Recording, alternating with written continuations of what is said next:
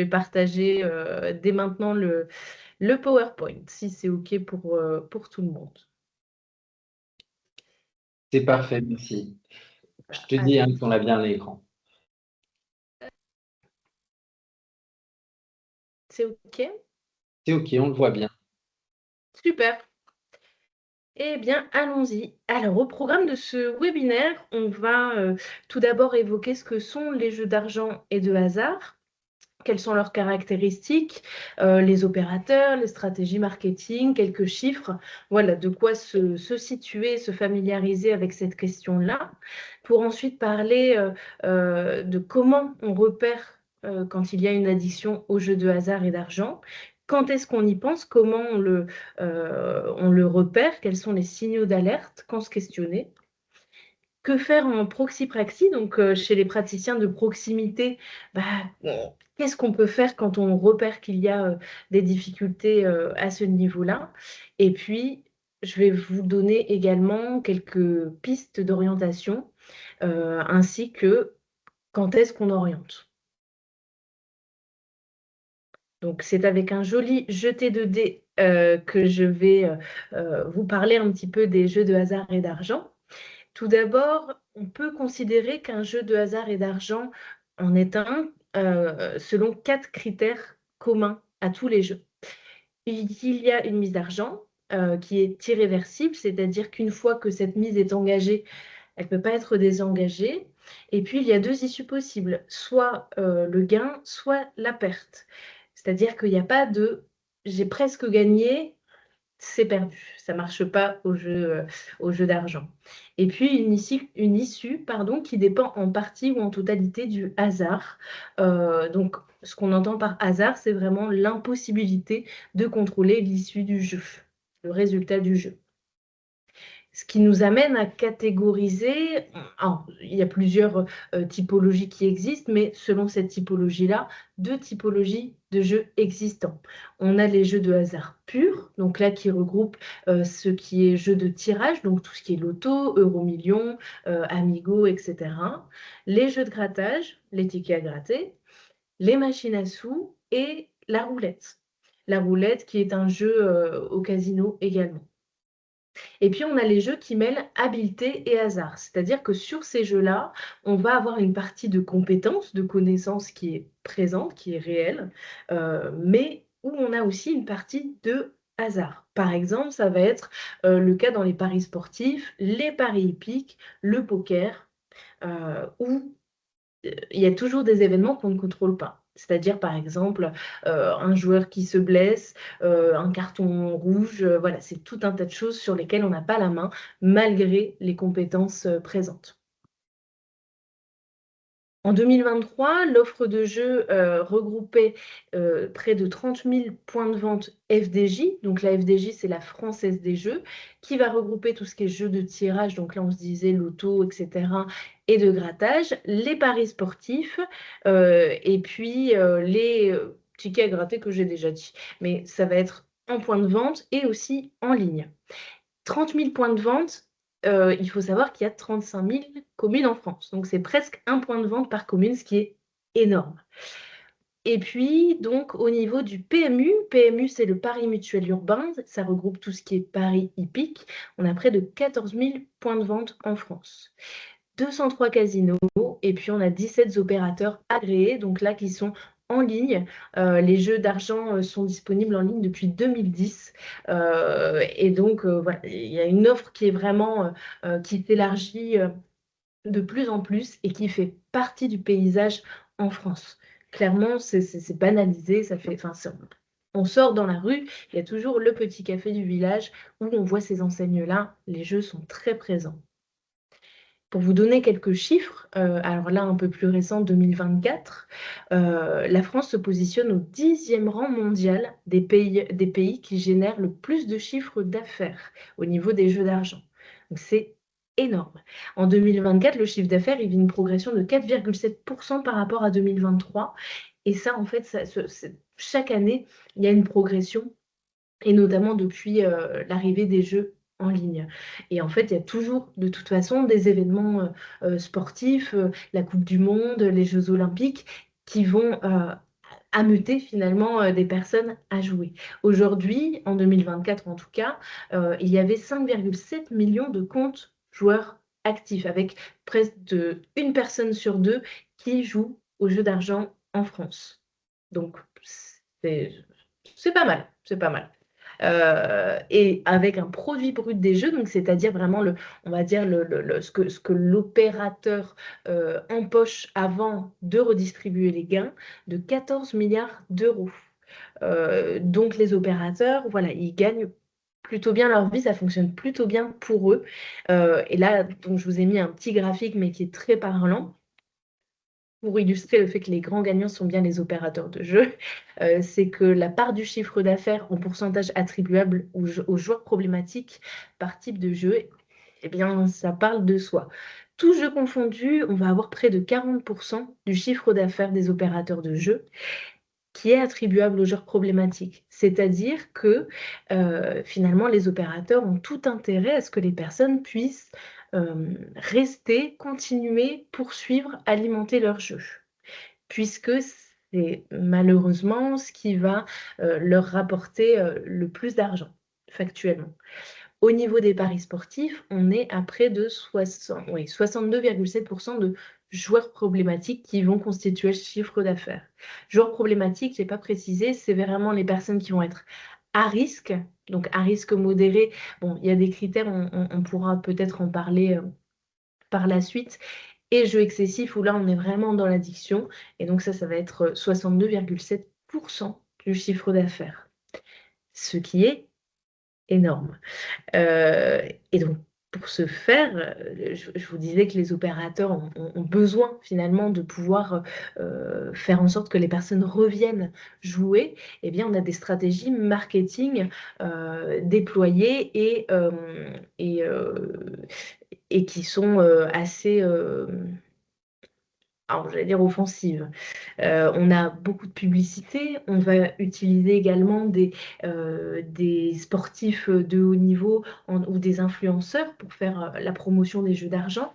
On va proposer des bonus, par exemple, là on voit 100 € offerts à tous les nouveaux joueurs. Donc ça va être des stratégies qui vont être vraiment beaucoup utilisées. Les publicités vont être que ce soit dans les abribus, alors maintenant beaucoup moins autour des collèges, lycées, mais à un moment donné c'était vraiment très présent autour de ces établissements. Il y a des sponsors sportifs, peut-être que vous avez déjà vu lors des événements sportifs sur les maillots, c'est floqué par exemple Winamax ou ce genre de choses. Sur les réseaux sociaux, les streamers, voilà, il y a tout un tas de choses et de stratégies marketing qui sont déployées avec une offre de jeu qui évolue constamment et qui va aussi jouer sur les croyances populaires. Les croyances qu'on a tous autour de la chance, autour voilà, l'espoir de gagner de l'argent, d'une ascension sociale, etc. Là, par exemple, la pub du Super Loto, bon, bah, vendredi 13 millions d'euros. Vendredi 13, souvent, est associé à soit un jour de chance, soit un jour de malchance. On va jouer sur ces croyances-là pour amener au jeu. Et puis, on a des environnements de jeu qui sont travaillés également. Sur la première image sur la gauche, c'est ce qu'on peut apercevoir à la roulette. Pour les personnes qui sont déjà allées au casino, vous avez sans doute remarqué qu'il y a un écran à côté de la roulette où vous pouvez voir les derniers tirages, les derniers chiffres qui sont tombés, les probabilités, les chiffres chauds, les chiffres froids, etc. On donne tout un tas d'informations. Mais la roulette étant un jeu de hasard pur, ces informations-là, elles n'ont pas de sens. L'unique sens que ça a, ça va être de donner ce qu'on appelle l'illusion de contrôle, donner l'illusion que la personne a du contrôle sur son jeu parce qu'on sait que ça amène à poursuivre le jeu. Voilà. Au niveau des bars tabac, des points de vente, par exemple, vous avez peut-être déjà vu les gros chèques comme sur l'image en haut à droite des personnes qui ont gagné. On ne va pas mettre les chèques des personnes qui ont perdu, par contre. Et au casino, c'est pareil, c'est tout un environnement qui est travaillé. Généralement, il n'y a pas de fenêtre. On ne voit pas le temps qui passe, il n'y a pas d'horloge. On peut tout faire au casino, on peut aller retirer de l'argent, boire, manger. Souvent, il y a un hôtel qui est à côté, on peut rester jusqu'à très tard et dormir. Il y a des fumoirs, donc on peut fumer sur place, retirer de l'argent, on peut tout faire et ne pas voir le temps passer dans l'idée de rester le plus longtemps possible au casino. Mais alors du coup, voilà, je vous ai parlé, contextualisé un petit peu, les jeux d'argent et de hasard, le fait que finalement, tout est fait et tout est travaillé pour que le jeu soit présent et se poursuive. Mais alors comment est-ce qu'on repère quand il y a une addiction ou non?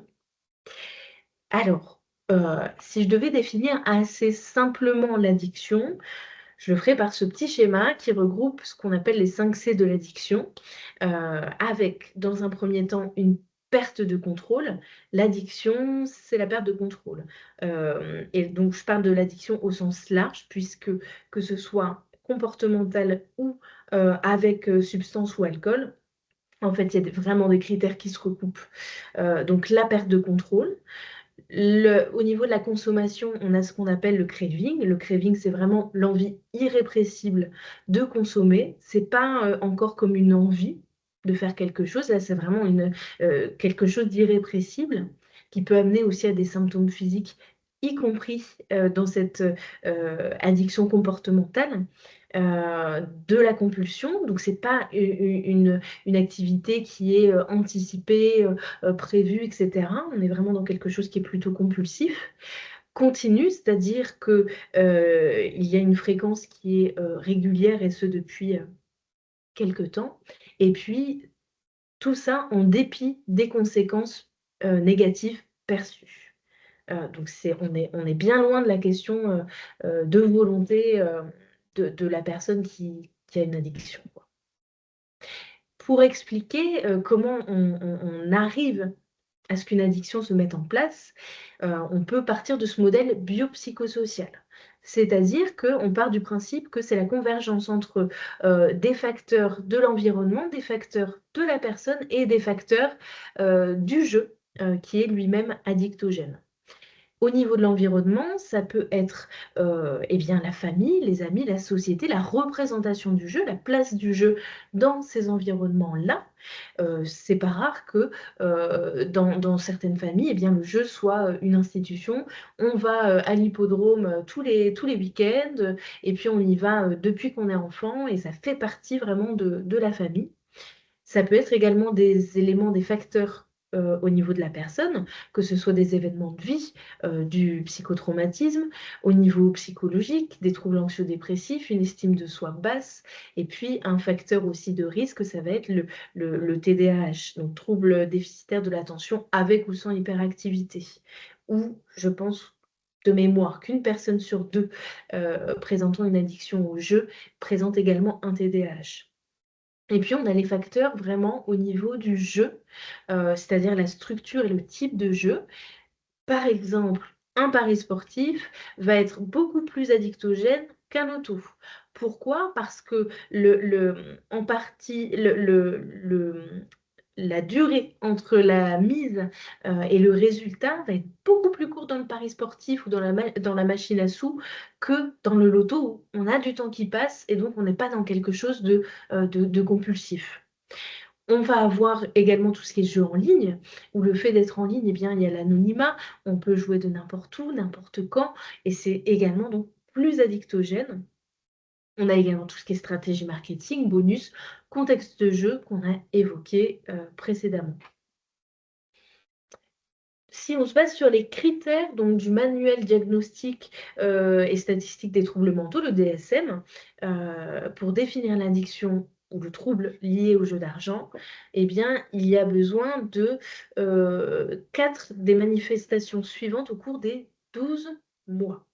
Donc le besoin de jouer avec des sommes d'argent croissantes pour obtenir l'état d'excitation désiré, agitation ou irritabilité lors des tentatives de réduction ou d'arrêt de la pratique de jeu, des efforts répétés mais infructueux pour contrôler, réduire ou arrêter la pratique de jeu, des préoccupations importantes autour du jeu, le fait de jouer souvent lors des sentiments de souffrance, mal-être, le fait d'avoir perdu de l'argent au jeu et le concept de se refaire, c'est-à-dire de, recouvrer ses pertes, de regagner l'argent perdu. Les mensonges et puis l'impact, également sur les relations sociales, relations affectives importantes notamment. et le fait de compter sur les autres pour obtenir de l'argent, sortir de situations financières désespérées dues au jeu. En fonction du nombre de critères présents, ça va nous donner une idée de la sévérité du trouble de l'usage lié au jeu.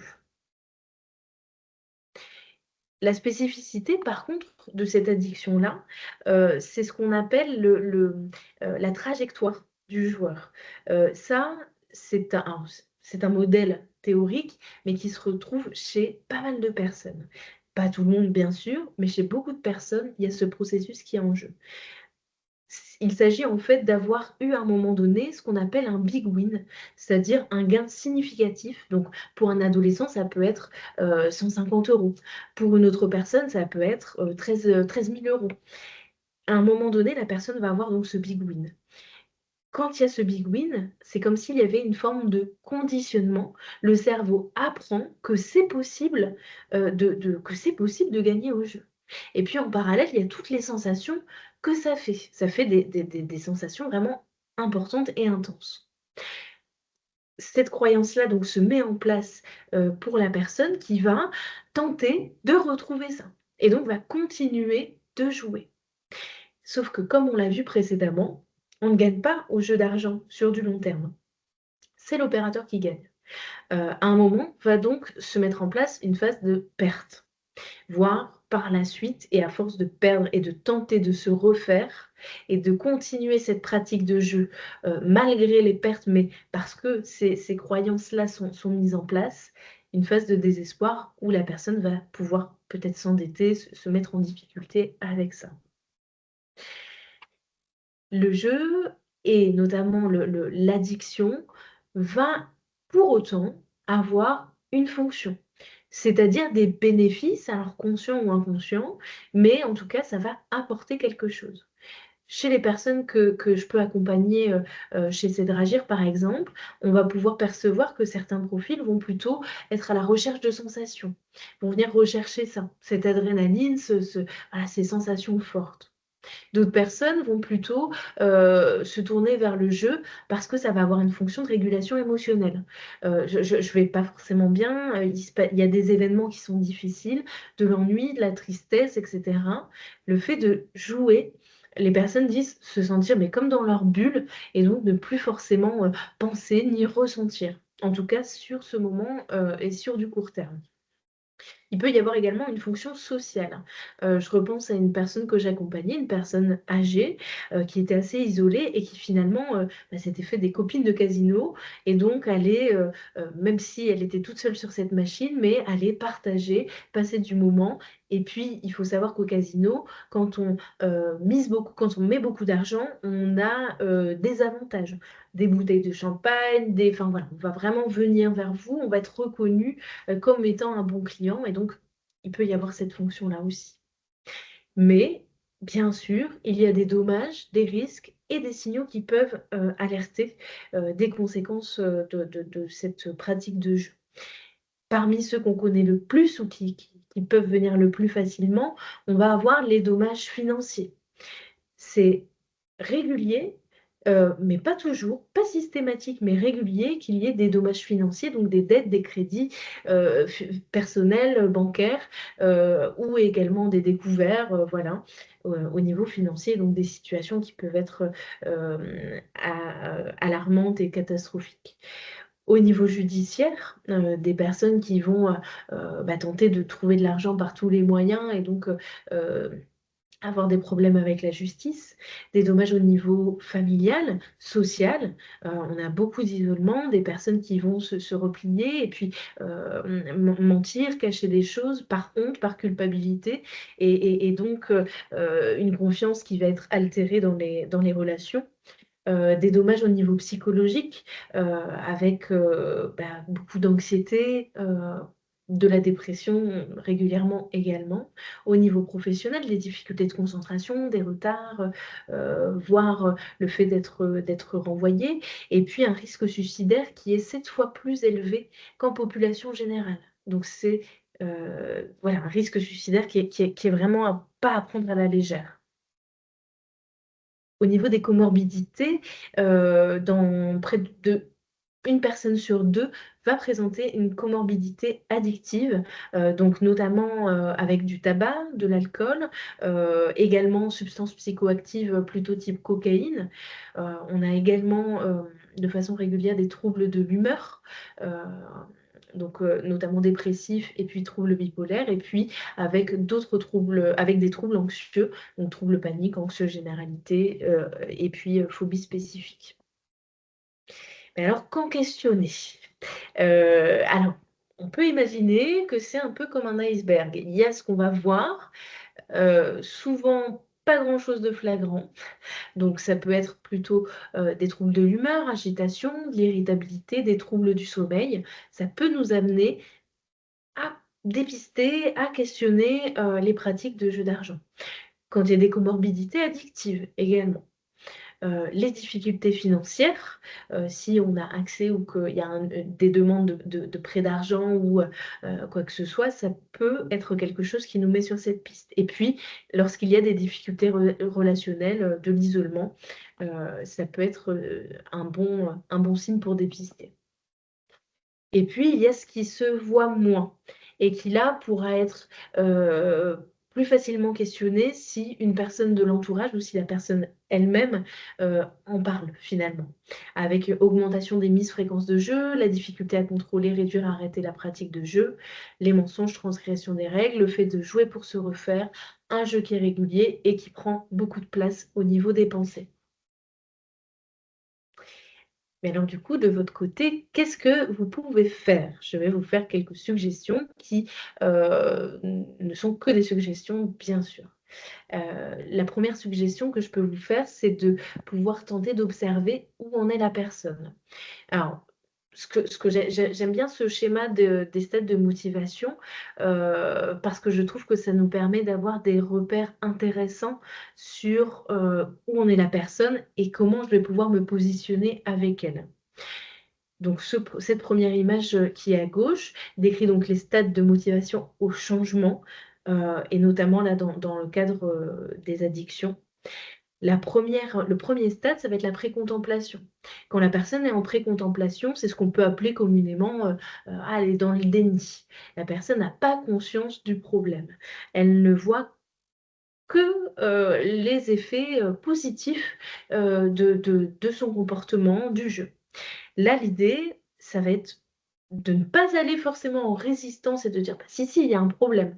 Parce que plus on va dire ça, plus la personne va pencher de l'autre côté et donc amener des arguments, comme quoi elle a pas de problème. Donc l'idée, ça va être dans un premier temps de pouvoir fournir de l'information.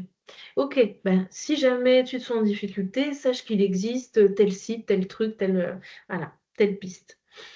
Surtout fournir de l'information. Le deuxième stade, ça va être ce qu'on appelle la contemplation. À ce moment-là, la personne, est dans une forme d'ambivalence. C'est-à-dire qu'elle va, à la fois voir des effets positifs du jeu, mais commencer à en percevoir, de plus en plus, les conséquences négatives. Ça va être par exemple: «Bah oui, mais j'aime vraiment beaucoup jouer au jeu, mais bon, je vois bien quand même que là, je me mets en difficulté à chaque fois que je joue, ça marche pas, je me sens en difficulté, je m'endette, et cetera». Là, on va être dans l'ambivalence. À ce moment-là, ce qui va être intéressant de pouvoir faire, ça va être de parler avec elle, à la fois des effets positifs, mais aussi des effets négatifs, de là à faire une sorte de balance des pour et des contre, de son comportement de jeu. La personne, voilà, commence à, se préparer, on va dire, à un changement. On a d'ailleurs ensuite, le stade de préparation à l'action, où la personne a envie de changer, elle sait qu'elle veut, changer son comportement. Quand je dis changer d'ailleurs, je précise, mais c'est soit arrêter, soit réduire ou contrôler sa pratique de jeu. On n'est pas forcément sur de l'abstinence à tout prix, et donc mais elle ne sait pas trop par où commencer, voilà, quoi faire. À ce moment-là, c'est pareil, ça va être pour vous de soit pouvoir donner de l'information, sur l'addiction, soit d'orienter, vers, quelqu'un qui pourrait, soutenir la personne et puis, ben, soutenir, valoriser, y compris quand, il y a le stade prochain qui est en place, donc l'action, avec cette mise en place d'un nouveau comportement. Soutenir, aider, valoriser, ce comportement pour qu'il puisse, se maintenir. Donc, finalement, en conclusion de cette partie-là, ça va être d'avoir une posture où on peut questionner la pratique de jeu. La première chose à faire de toute façon, ça va être de faire le pas de questionner, avec une posture d'écoute, d'empathie, de bienveillance. Ça peut sembler, un peu tarte à la crème, mais je pense que dans le milieu addicto où il y a encore beaucoup de stigmatisation, c'est important de pouvoir le dire, et donc ne pas axer le discours uniquement sur les effets négatifs. On n'est pas dans quelque chose de moralisateur, mais plutôt de pouvoir en discuter, en échanger, parce que oui, il y a quand même des effets positifs perçus. Dans une démarche, d'écoute, ça peut être de reformuler, de synthétiser les propos et puis ne pas hésiter à orienter vers le secteur spécialisé quand il y a besoin, parce qu'il n'y a pas de solution miraculeuse, de déclic, il suffit que la volonté. C'est un peu plus complexe et puis bon, l'idée c'est de ne pas tomber dans certains discours moralisateurs qui peuvent être transmis également par les opérateurs, puisque leurs enjeux à eux, c'est pas de dire que c'est eux le problème, mais ça va être de pouvoir responsabiliser le joueur. Donc voilà. Pour dépister, plusieurs possibilités. Il y a le questionnaire déjà l'INBET, donc là c'est vraiment un questionnaire en 2 questions. Avez-vous déjà dû mentir à des personnes proches concernant votre comportement relatif au jeu d'argent? Et avez-vous déjà senti le besoin de miser toujours plus d'argent? Si les réponses à ces 2 questions sont oui, alors ça nous donne déjà une direction sur le fait que, il puisse y avoir, des difficultés par rapport, au jeu d'argent et de hasard. Et puis, on a l'ICJE, l'indice canadien du jeu excessif, qui est là en 9 questions et qui va permettre, en fonction des réponses à ces questions, de donner plutôt l'intensité de difficulté. Sans risque, à faible risque, à risque modéré ou un jeu qui est excessif. Ce questionnaire-là, vous pouvez aussi le retrouver en ligne sur Évalue-Jeu. Donc, vous pouvez même le faire si vous ne l'avez pas en format papier, vous pouvez le faire directement en ligne avec la personne en face de vous. Et ça peut être aussi un bon moyen d'échanger, de pouvoir discuter et puis de repérer également. Ce que vous pouvez proposer, si vous voyez que voilà, la personne est en difficulté, vous avez besoin de donner de l'information, vous voyez que la personne n'est pas forcément prête pour le moment à rencontrer quelqu'un d'extérieur, ça peut être déjà de donner de l'information. De l'information, ça peut être des sites internet. Le site Joueur Info Service regroupe vraiment beaucoup d'informations, des vidéos explicatives pour les joueurs et l'entourage. Le site est vraiment bien fait, donc n'hésitez pas. Il y a également le site SOS Joueurs et le site du Présage, duquel je fais partie, on a créé ce site internet-là avec les autres binômes de la région, à destination des joueurs, de leur entourage et des professionnels sur l'addiction aux jeux d'argent et sur l'addiction aux jeux vidéo. Et prochainement, dans l'année en cours normalement, on va pouvoir poster au fur et à mesure des vidéos de e-learning sur ces questions à destination des professionnels. Donc, n'hésitez pas à aller voir le site internet. Il y a également tout ce qui est numéro d'aide concernant le jeu. Ce sont des numéros donc anonymes, gratuits, avec souvent des personnes qui sont vraiment à l'écoute et qui peuvent aussi orienter en fonction des structures, hein. Ils ont toute une base de données pour orienter, donc ils sont vraiment chouettes. Et puis, on a ce qu'on appelle des modérateurs de jeu. Donc, on a BetBlocker, Gamban et Forest, qui est plutôt là une limite du temps d'écran sur le téléphone, mais qui peuvent être déjà des outils, des aides pour ça. Gamban, petite précision, et je vous ai pas dit que le casino était illégal en ligne. Alors très accessible pourtant, mais illégal parce qu'il n'est pas régulé en fait par l'autorité nationale des jeux, l'ANJ, qui régule tous les jeux d'argent en France. Gamban, pour le coup, c'est une sorte d'application qui coûte 30 € par an et qui permet aux personnes en difficulté, notamment avec le casino en ligne, de bloquer ces sites de casino en ligne. Donc ça peut être un bon outil. à certains moments et quand la personne est prête. On a ensuite la possibilité sur les sites directement de jeu, sur les opérateurs en ligne, de soit définir mes limites de jeu, soit s'auto-exclure du site. En sachant que ça sera vraiment spécifique au site et que ça fonctionne surtout, enfin, il y a vraiment ces propositions-là sur les sites agréés par l'ANJ, c'est-à-dire les sites légaux, donc paris sportifs, poker, etc. Au niveau du casino, donc casino terrestre, hein, il y a la possibilité de demander une limitation volontaire d'accès, une LVA. Souvent, c'est valable uniquement dans le groupe du casino où a été réalisée la demande. Par exemple, si je fais une demande de limitation volontaire d'accès chez Barrière, ben, je pourrais quand même aller chez Partouche. Par contre, si je vais à un Barrière dans le sud de la France, je serai limité ou interdit en fonction de ce que je demande. On peut choisir donc la durée. Ça peut être, je crois que c'est par tranche de 3 mois, donc ça peut être 3 mois, 6 mois, etc., jusqu'à 2 ans. Le nombre de visites choisies, ça peut être j'y vais une fois par mois et jusqu'à 8 fois par mois. Et ça, alors c'est dépendant de chaque groupe de casino. Mais par contre, on ne peut pas se limiter au niveau des mises, au niveau du casino. Hop. Et donc l'ANJ dont je vous parlais, qui est l'autorité nationale des jeux, va proposer, c'est une démarche qui se fait en ligne sur leur site internet, une interdiction volontaire de jeu, qui là est censée être donc ministérielle et interdire l'accès aux casinos terrestres ainsi qu'aux sites de jeux en ligne. Par contre, petit bémol, bah, ça ne fonctionne pas pour les jeux à gratter, loterie, etc., paris sportifs, en point de vente. Tout simplement parce qu'il n'y a pas besoin de compte joueur pour faire ça.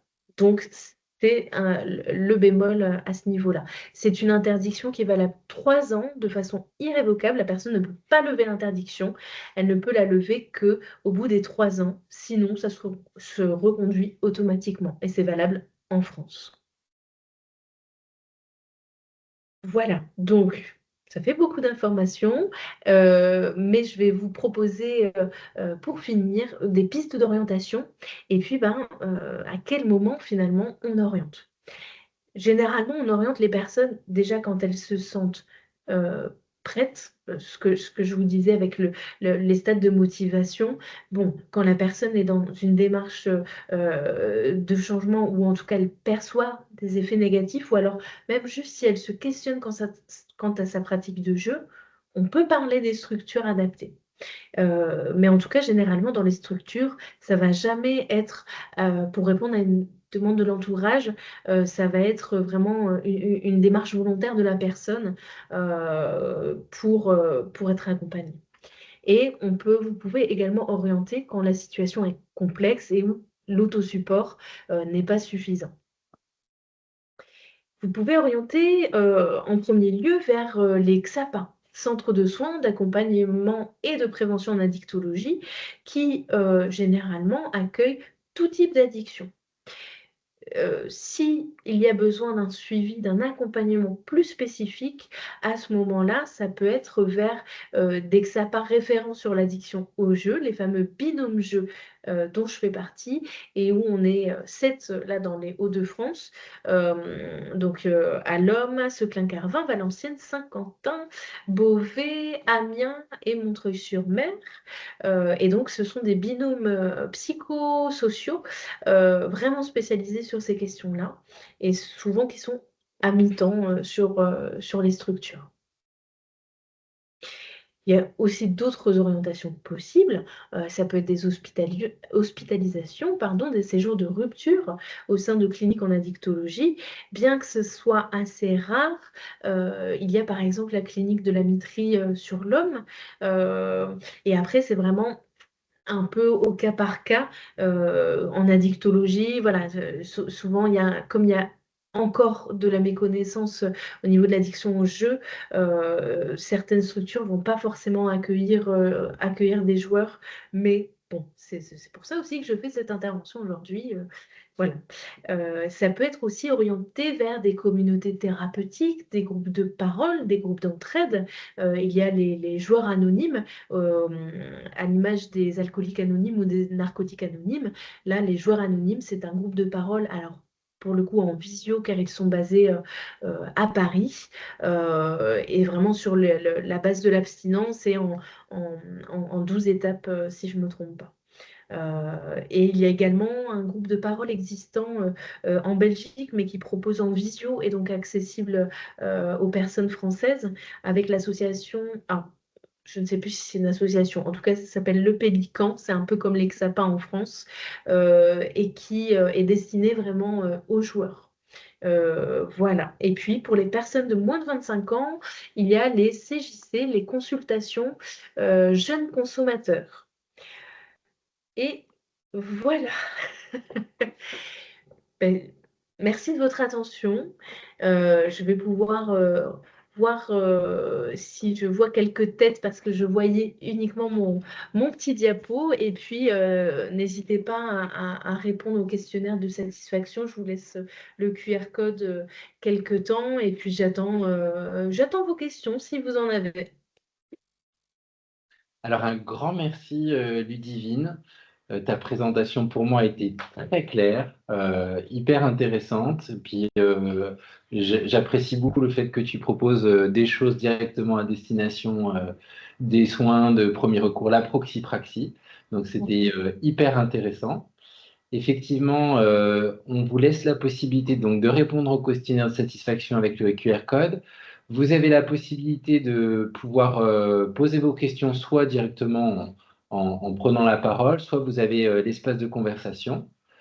Peut-être pour lancer un peu les échanges, les divines, tu as déjà exposé pas mal de choses, mais si tu as commencé un petit peu à en parler, tu disais qu'il y avait peut-être des jeux qui étaient plus addictifs que d'autres. Euh, Est-ce que tu peux nous en dire un peu plus là-dessus? Oui, bien sûr. Alors, bah, pour le coup, effectivement, j'ai lancé un petit peu le truc, mais il y a certains jeux qui vont être plus addictifs que d'autres, ou addictogènes, en tout cas plus à risque d'addiction. Ça va dépendre de la structure du jeu en partie. C'est-à-dire que, par exemple, un ticket à gratter, on gratte, on a tout de suite le résultat. Bah, ça va être un des critères, par exemple, qui va faire qu'un jeu va être addictif. C'est vraiment cette durée entre la mise, le résultat, plus ça va être rapide, plus ça va être addictif. Il y a également l'accessibilité. Alors, je reparle encore des tickets à gratter, mais parce que qui n'a jamais eu un ticket à gratter en étant enfant? Peut-être certaines personnes, mais c'est souvent, bon allez, je vais lui donner un petit ticket, c'est rien, enfin c'est, mais malgré tout, ça reste un jeu d'argent. Et plus on va commencer jeune à jouer, plus ça va être un facteur de risque aussi de développer une addiction. Il va y avoir aussi le fait que ça puisse être en ligne. Les jeux en ligne vont forcément être plus addictifs parce que ben, accessibles n'importe où, n'importe quand, n'importe quelle heure. Enfin, voilà, il y a beaucoup moins de limites. Et puis le fait que ce soit en ligne, ça dématérialise l'argent. Cet aspect-là, c'est encore pas la même chose. J'ai pas mal de personnes qui vont me dire, bah, quand je sais pas, je vais chercher une baguette de pain et que je vois le prix et que je donne mon argent, je me dis, mais quand même, la valeur de l'argent, voilà. Et pour autant qu'ils vont mettre des milliers d'euros dans les jeux. Mais parce qu'il n'y a pas cette même notion de l'argent quand c'est en ligne et dématérialisé par carte que quand on va donner son billet ou ses pièces. Euh, voilà. Donc, je ne sais pas si c'est très complet, mais en tout cas, c'est des pistes par rapport à ta question, Antoine. Merci. Bah, ça me paraît très clair. Je ne sais pas si quelqu'un souhaite prendre la parole, a une question. Sinon, moi, je peux enchaîner. Alors, tu parlais de comorbidité, Ludivine. Tu disais qu'il y avait des comorbidités psychiatriques. Tu n'as peut-être pas été complètement exhaustive, tu as peut-être simplifié. Euh, est-ce que peut-être, sans parler forcément de comorbidité psychiatrique, est-ce qu'il y a il y a des vulnérabilités enfin, moi, je pense aussi, par exemple, aux questions des troubles neurodéveloppementaux, du TDAH, de l'impulsivité, de traits comme ça qui pourraient être un peu des critères de vulnérabilité au développement de troubles liés à l'usage des jeux de hasard et d'argent. Ah oui, bah absolument. De toute façon, les troubles neurodéveloppementaux, alors je pense l'avoir dit, mais une personne sur deux, enfin un joueur sur deux présente un trouble neurodéveloppemental de type TDAH. C'est-à-dire qu'en fait, dans les facteurs de risque, effectivement, l'impulsivité, enfin, le fait que, surtout au niveau des fonctions exécutives, voilà, que je cherchais, quand il y a une altération des fonctions exécutives, c'est un risque supplémentaire à développer une addiction. Ouais. Ouais. Et est-ce que tu as connaissance peut-être de comorbidités somatiques qui pourraient être en lien avec l'apparition, peut-être chez quelqu'un qui n'était pas sujet au jeu quelque part, de basculer vers un usage problématique? Mhm. Alors là, je réfléchis à ce que tu me dis. En fait, je pense que c'est plus en termes de conséquences indirectes au niveau somatique, enfin, si j'ai bien compris ta question. Je pense par exemple, tu vois, à des personnes qui vont développer un trouble dépressif suite au jeu, et donc où il va y avoir des impacts au niveau somatique, mais où ça va être indirect, quoi. Ou alors au niveau de l'anxiété, qui vont du coup avoir des troubles du sommeil, enfin, et hop, effet boule de neige, où ça va avoir des conséquences au niveau somatique. Bah, alors ça, c'était aussi une question que j'avais, les répercussions somatiques, parce que c'est aussi intéressant voilà, les professionnels de premier recours, comme tu disais, vont peut-être pas forcément être sollicités directement sur la question des jeux, mais ça peut être intéressant d'aller poser Mhm. la question quand il y a des troubles du sommeil, quand la personne se plaint de sa situation sociale, économique, etc. Mais j'entendais aussi, tu sais, tout ce qu'il peut y avoir autour de troubles neurologiques ou la mise en place d'un traitement qui pourrait d'un seul coup provoquer une problématique d'usage. Oui, oui, oui, bah oui, en fait, c'est vrai que je ne l'ai pas évoqué, mais il y a certains effets secondaires de traitement, et notamment les traitements anti-parkinsoniens, où dans les effets secondaires, il y a addiction au jeu d'argent ou achat compulsif. Et donc, ouais, ça fait partie des effets secondaires. Et également, ah, malheureusement, j'ai plus le nom, mais je pourrais le rechercher par contre, parce que je sais que j'ai l'information quelque part, mais certains antipsychotiques aussi, ou dans les effets secondaires, pareil, il y a l'addiction au jeu d'argent.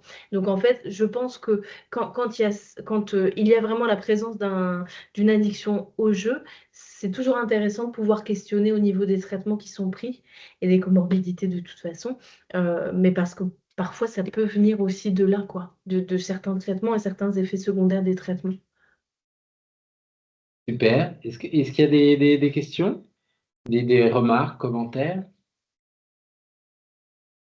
Tu peux peut-être couper le partage, comme ça on te voit pour ceux qui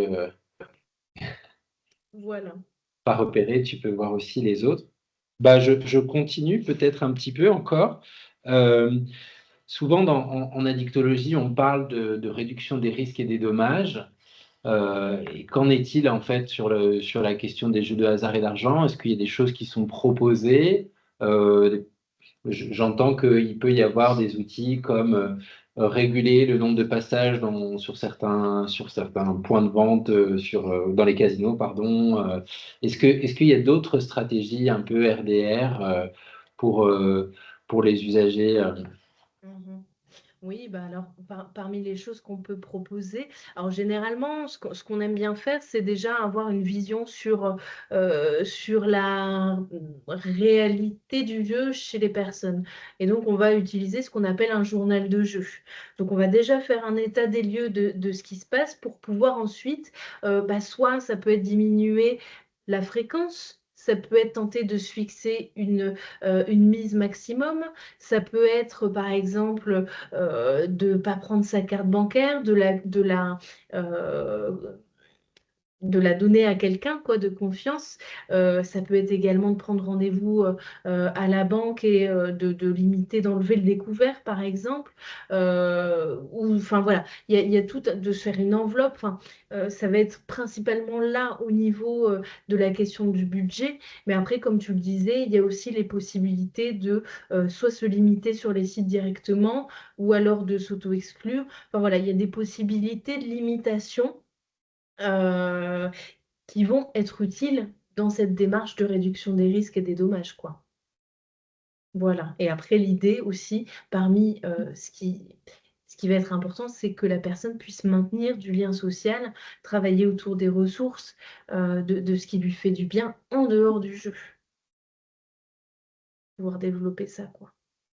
Et quand tu évoques la possibilité de se limiter sur certains sites, alors tu as été très clair, la NJ, 3 ans, mais par exemple, si je vais sur Winamax, donc je peux décider de plus y aller ou de réguler, mais en fait, est-ce que c'est facile de faire sauter ça ou finalement, quand on a dit 6 mois, ça sera vraiment 6 mois, quoi que je fasse sur le site, comment ça se passe en fait? Mhm.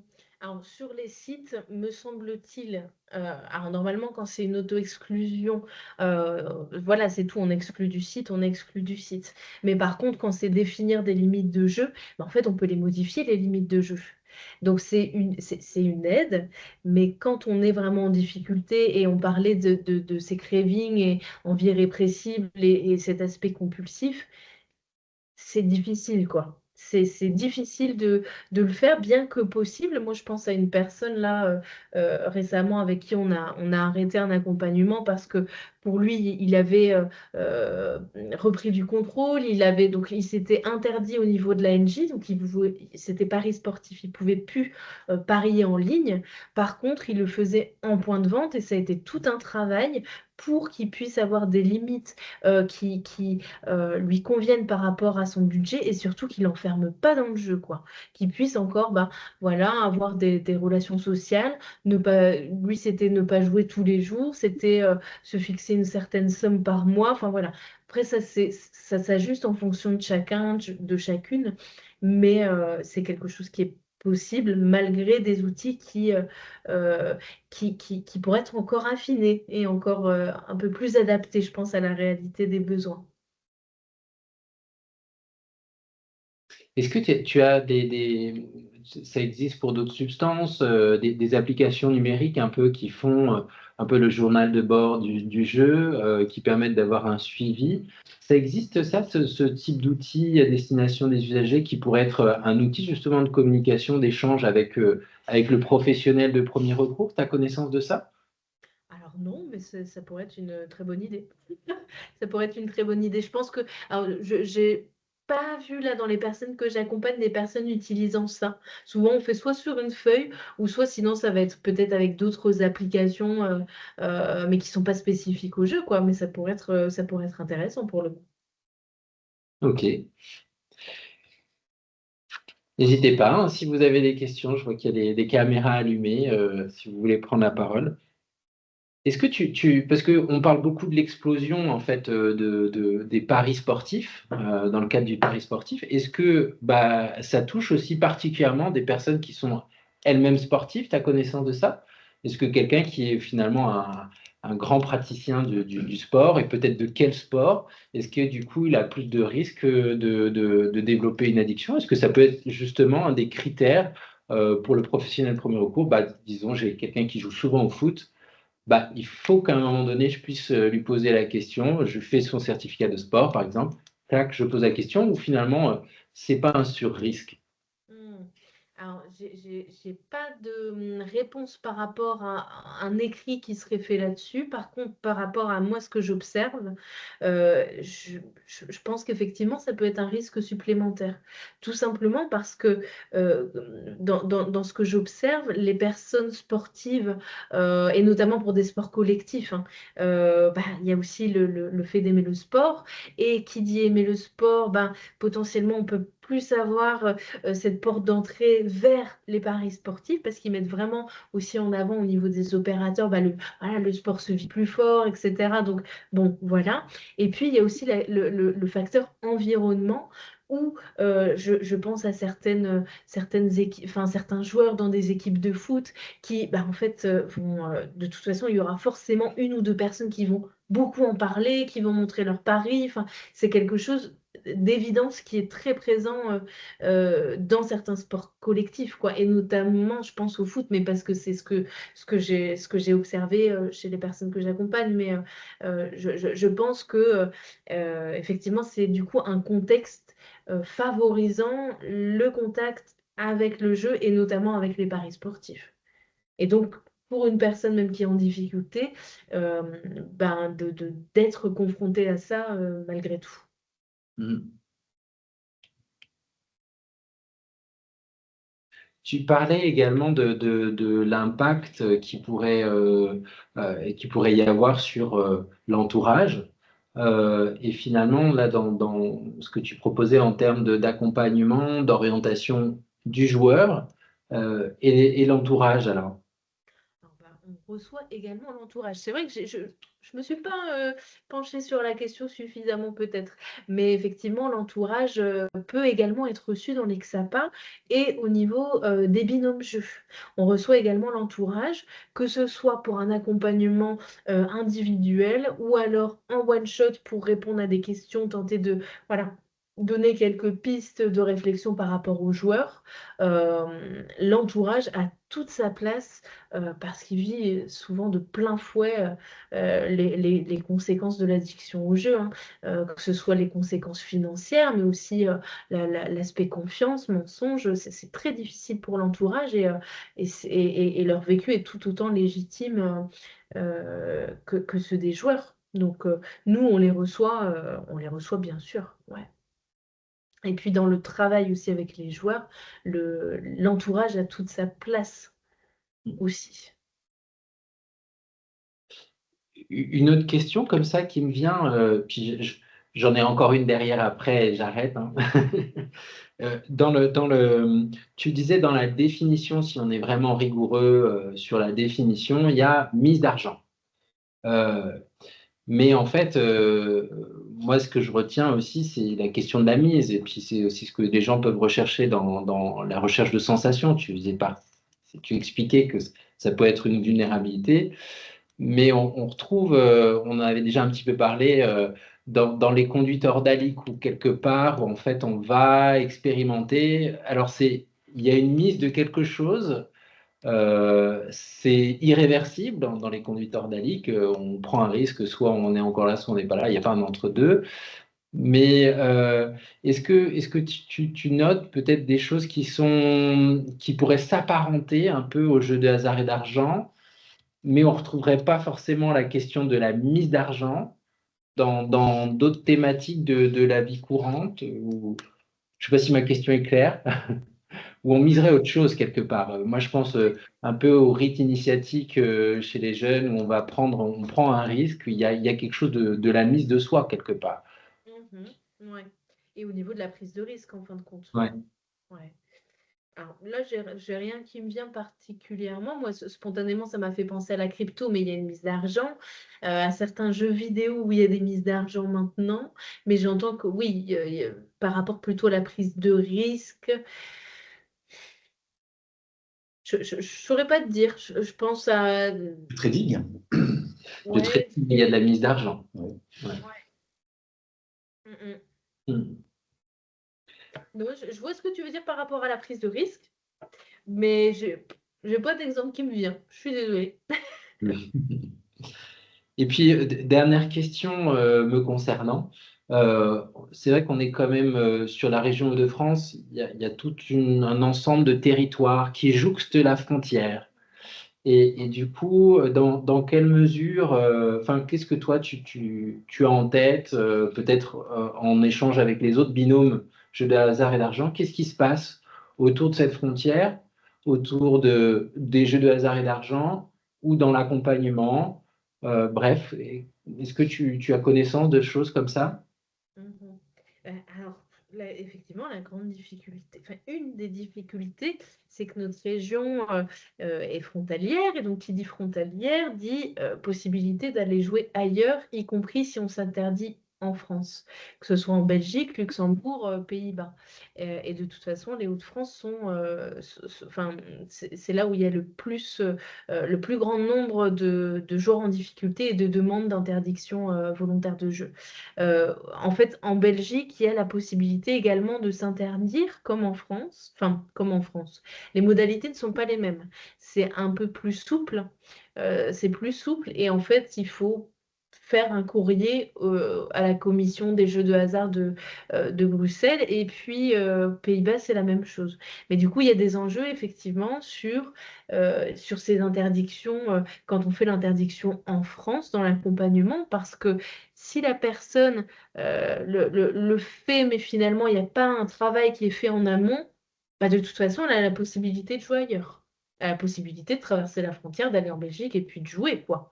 Euh, donc, il y a tout un travail de fond, en tout cas, à faire pour éviter que, ouais, que les personnes puissent se déplacer, se décaler en Belgique et que ça se réitère ailleurs. Je ne sais pas si ça répond à ta question, Antoine. Si, si, en partie. La politique, de ce que tu en sais, la politique belge par rapport à ça, elle est, comme tu disais, c'est plus souple de faire une demande d'auto-exclusion quelque part. Euh, mais la politique belge, elle est plus incitatrice aussi, je ne sais pas, sur son territoire vis-à-vis des jeux, moins, est-ce que c'est plus agressif, moins, comment tu vois les choses, toi? Alors, me semble-t-il, hein, je ne j'ai plus de certitude là en Belgique, mais en tout cas, dans pas mal de pays frontaliers là en France, on doit avoir un compte joueur pour jouer en point de vente. Ce qui fait que bah, quand on s'interdit, on peut s'interdire, y compris en point de vente. Par contre, là, quand je parlais de l'interdiction, me semble-t-il que c'est pas 3 ans irrévocables comme en France, quoi. C'est vraiment là l'histoire de quelques mois. Euh, donc voilà, c'est un peu plus souple. Après, en termes de marketing, pour avoir déjà écouté la radio belge, il y a beaucoup moins de publicité au niveau des jeux, quoi, que sur nos radios françaises, par exemple. Mais après, bon, j'ai pas tant plus d'infos pour le coup. Ok. Mm. Bah, j'en ai fini de mes questions. Je ne sais pas s'il y a d'autres personnes qui ont des questions, Merci Antoine. mais de rien. J'ai pas de question, mais j'ai une remarque. En fait, c'est intéressant quand même, hein, je suis médecin généraliste, et de questionner quand même en fait les patients au même titre en fait qu'on les interroge en fait sur leur consommation de tabac, d'alcool, mais de les questionner un petit peu aussi sur le jeu parce qu'on ne le fait pas. Alors parce que c'est une addiction, je pense aussi sans produit ou sans traitement derrière en fait. Donc peut-être on n'a pas ce réflexe-là, mais c'est quand même intéressant en fait de le faire pour voir où ils en sont. Et puis c'est très pratique là, avec ce petit questionnaire de questions aussi de voir en fait où en sont les patients. Donc, je crois que c'est un élément à mettre dans, dans sa pratique. Ah, mais je vous rejoins totalement. Effectivement, c'est pas parce qu'il n'y a pas de produit que c'est moins grave. Et je pense que ça, c'est rigolo parce que récemment, j'ai une personne qui m'a dit, mais vous pensez que l'addiction au jeu, c'est moins grave? Je lui dis, mais vous savez, une personne qui va avoir un problème avec l'alcool va dire que un autre produit, c'est pire, et puis l'héroïne, un autre produit, c'est pire, et puis le jeu, finalement, c'est autre chose qui est pire. Enfin, il y a en fonction du produit consommé, chacun va dire que c'est l'autre addiction qui est la pire en fait. Sauf que malgré tout, les conséquences de l'addiction au jeu, bah, elles sont pas négligeables, quoi. Ça a vraiment des impacts importants, que ce soit sur la personne, sur l'entourage, et je le rappelle, mais un risque suicidaire qui est 7 fois plus élevé, quoi. Mm. Donc oui, c'est tout à fait important de pouvoir le questionner au même titre que d'autres consommations, quoi. Ça me fait penser que j'ai une interne là, qui fait une thèse sur le RPIB jeu. Et donc, toi, tu parlais de pouvoir dépister au moyen du lie bet en 2 questions. Et du coup, il y a un autre petit test comme ça de repérage, le BPGS2. Euh, Je vais le noter. Je connais pas celui-là. et du coup, c'est une autre stratégie en deux questions hein, aussi. Donc, tu n'as pas t'as pas de retour à faire là-dessus, hein, sur ce test-là. Ouais. Je vais donner les deux questions. Est-ce qu'il vous arrive de penser souvent au jeu d'argent? Première question. Et vous est-il déjà arrivé de jouer plus longtemps, plus souvent et de dépenser plus d'argent que ce que vous aviez prévu? Mhm. Voilà, c'est les deux questions qui en fait recoupent plus ou moins le lie and bet. Oui, c'est vrai. Ok.